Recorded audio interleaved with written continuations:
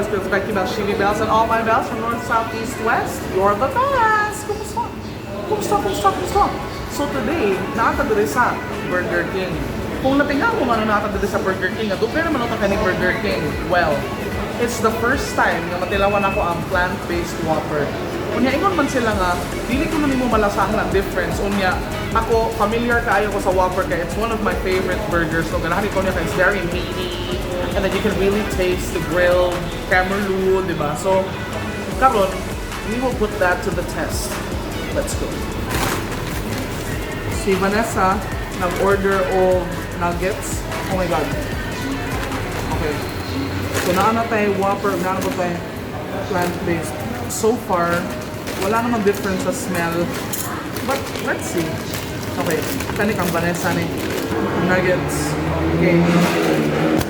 Napo tayo drink. So, mainom sa guys kay iluhaw na ko. Okay. So, sabi nila, hindi daw ka makataste sa difference. Diba? So, tanawa na tulong kung hindi ka makataste o difference, no? We will do a blind taste test. Okay, guys? So, Whopper, plant-based Whopper. Na, ato ipa-shuffle ni Vanessa para di ko makabaw po unsa, diba? So, let's start the blind taste test right now. Let's go. OMG, I'm so excited. Tanawa na to if we can tell the difference between the plant-based o gandili plant-based, no? So excited kayo ko. Oh my God! Okay. Okay, game? Sige. Okay. Okay. Wata ka ba o unsan eh? Lain na rin mag-blind taste test. Sige, dito makakita ba? Kulit na itong truth na. Oh, shit. Suwayan na nato. May tayo di ko magkalat, oy.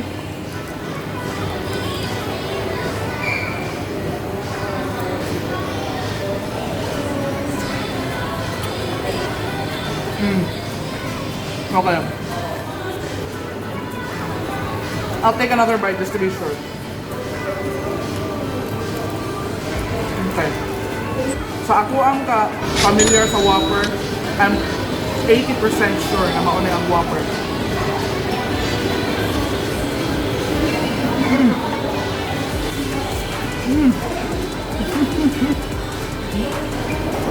Okay. Did I get any on my shirt? No. Okay. Let's just say na ang atong first na akong gikaon is Whopper. Kaya lasang Whopper yun siya. Ambot lang ha. Sa tanan man ko na akong nakanaan nga mga like meat substitute or something. Makaingon man kagod nga. Ambot, I can tell the difference on yun. Karne yun to. Swear. Init pa. Shit. Okay, let's go.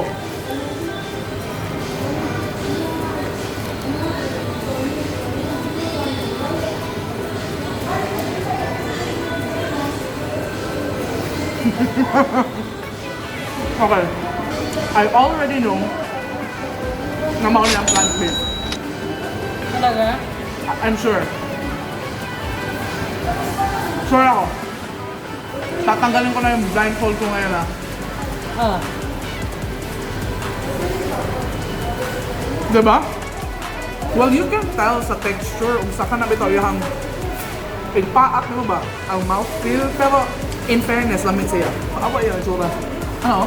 Ano weird yung, Yeah. yung meat? Oo. Mas ano siya?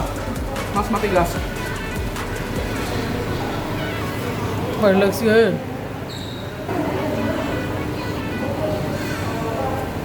Kung di ko naman nun, na mauna siya ang plant-based, kung di ko naman nun, I'd probably just say na lain siya na klase ng karne. Like something I've never had. Pero yeah. So let's get one thing straight. You can tell the difference.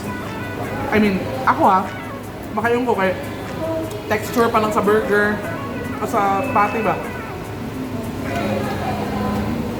Pero in fairness na ako, siya ka na itong murag na main meat niya ba, murag ito ka ng buo-buo nga parts na meat. Mas gahit lang siya.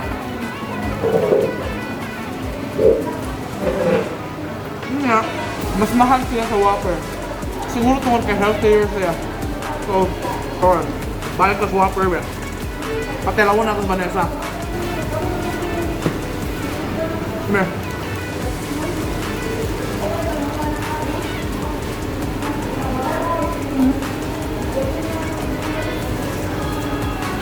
Ay, oh. You can tell. Tell. Pero masarap, di ba? Masarap. Sabi siya.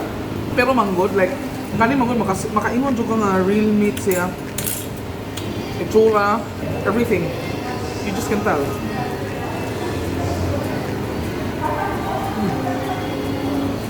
Sorry, ba? Kahit agad. Nga, juicier manggod siya. Kung pati sa plant-based dry. So, inagpaak pa lang nimo. Inag-chew nimo sa pati. Kanaanak nimo. May gawa sa juice. Ma-taste mo kung mo karne. Ng plant-based dili. But again, in fairness niya, lamig siya. Like, kung ganahan kong, let's say, kung mamot ang adok, mag-diet kung balik, naganahan ko mag-burger, makapasap siya na ako. But still, oh my God.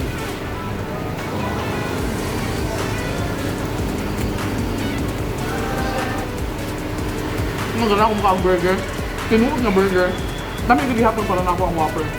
Dili kaayo ko fan sa Champ sa Jollibee. Mga burger sa McDo, like Quarter Pounder, Big Mac, kana fighter sa yun kana ang Whopper.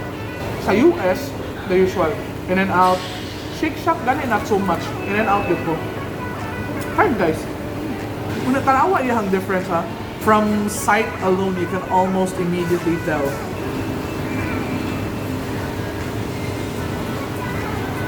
Okay, mao ni usual ang pangutana to. Kung dili ko vegetarian or vegan, maganahan ko sa plant-based Whopper, ingana ba? So, balikan na itong kit-kit din for final thought.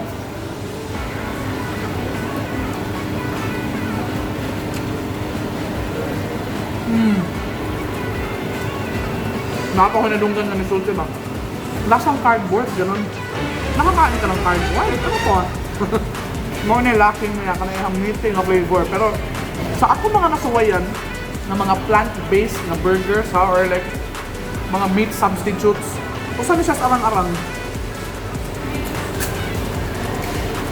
Pero ikaon mo sa patty lang alone, It's not as juicy. it's not. Balik ka sa Kwan Whopper.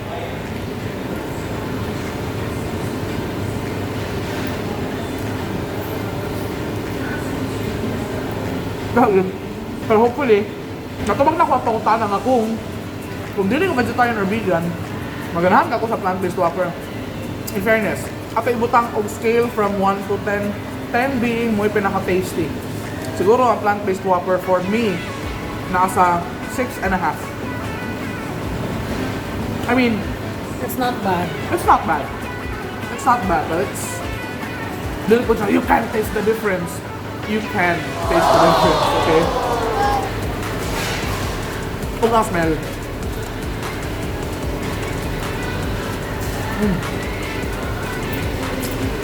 That being said, and I hope this doesn't offend my vegan or vegetarian friends, pero as of today, I am still a carnivore.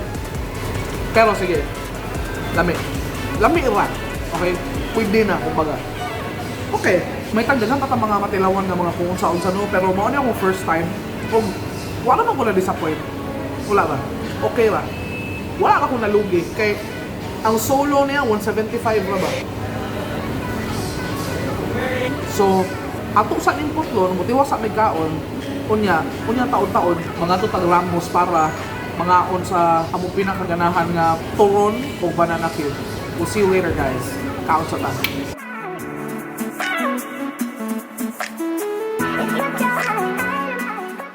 Tapos na kami kumain sa Burger King, so it's time to go to our favorite turon/banana cube place at Bang sa Veles guys. Kita-kits ta dito.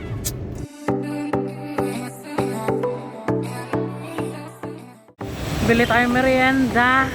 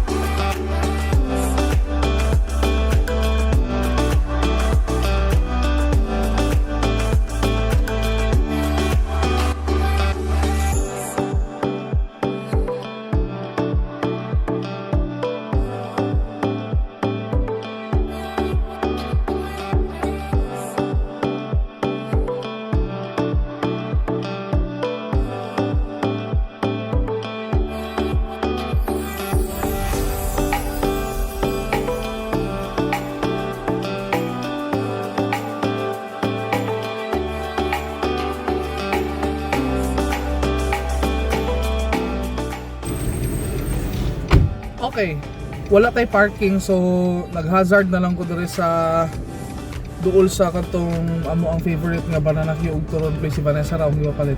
Ayun, so gusto ko sana pag-usapan yung Squid Game. Kaso baka meron mga hindi pa nakakanood o ayokong ma-spoil sila. So, wag na lang muna. Hindi nyo nakita yung part na nilapitan ako ng traffic enforcer kasi bawal pa na mag-park dun sa kung saan ako nag-hazard. Pero anyway, he was nice. Mabait naman siya. So, pakita ko sa inyo kung nasan si... Sige. So, pinapa-atras ulit ako guys. Noah! Atras tayo.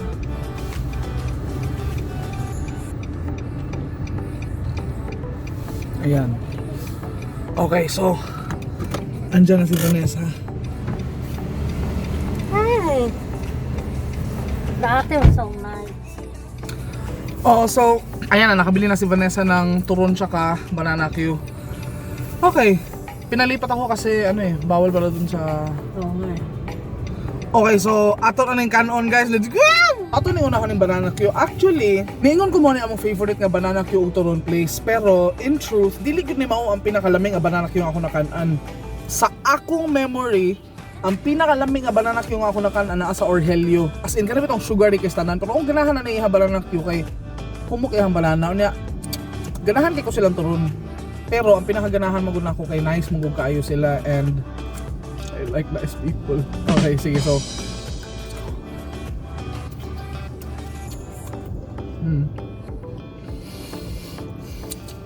makasatisfy good. Medyo ASMR nila. Dungog kaya akong usap ba?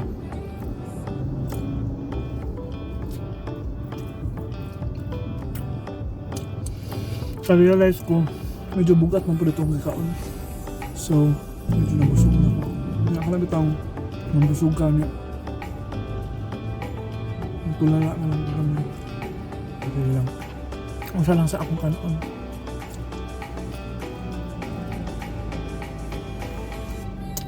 Unya, ang ganahan niya. Kasi diba, kani siya nga version kaya dili man kaayo siya like kanami to yung mga sugary things and thingamajigs. Di siya mutuo sa auto and I don't like eating in the car. Nabait talaga yan sila no. Unya, dili na po hotcake kung turon na nila. Napos nila pancake. Si Vanessa, gusto niya yung pancake pero ako, hindi masyado. Kasi yung hinahanap ko ng mga pancake, kanami itong yellow kaayong color. Unya, daghag margarine o sugar. Asan tama kita na eh? Anyway, let's move on to the turon. Naka ha? Okay. Hindi na ako kaya best. Busog. By the way, ang kaning siyang banana Q ug turon at bang ni siya sa Velez Hospital. Ang kaning Velez, my brother works here on the weekends. Unya, diri po siya nagtrabaho before. I mean, nag-eskwela before. Okay. So, ilahang langka, So, ilahang turon, naapon ni siya langka sa sud. Ooh.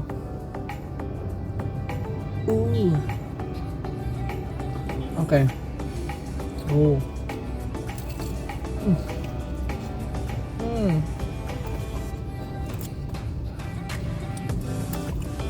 Mawala naman ang turon. Kana bitong naigamayng crisp. Pero humok gihapon na magulog gahi. Di ko nahanan na. Kaya may lami.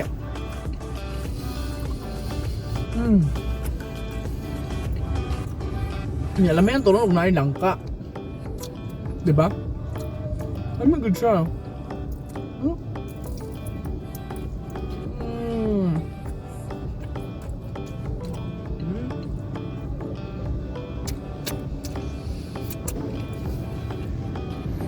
Ano yung problema? Regalo something sweet, right? Pero, solid mong siya. Kinahanglan po kong drink. Ano yung problema? Mura di ko siya kompleto ba? Like, kinahanglan, mukhaon gani ko ka ng kong salty. Kinahanglan, follow up and get something sweet. Sweet na ba na siya kung buto na hanawan, pero man, I need drink. Okay, last bite sa ata. Una po ka. But yeah, kami iyang turon dito eh. Ang sa SM din sa Cebu, dami po doon ta. Pero, na-time nga na mo one time na bad siya og service.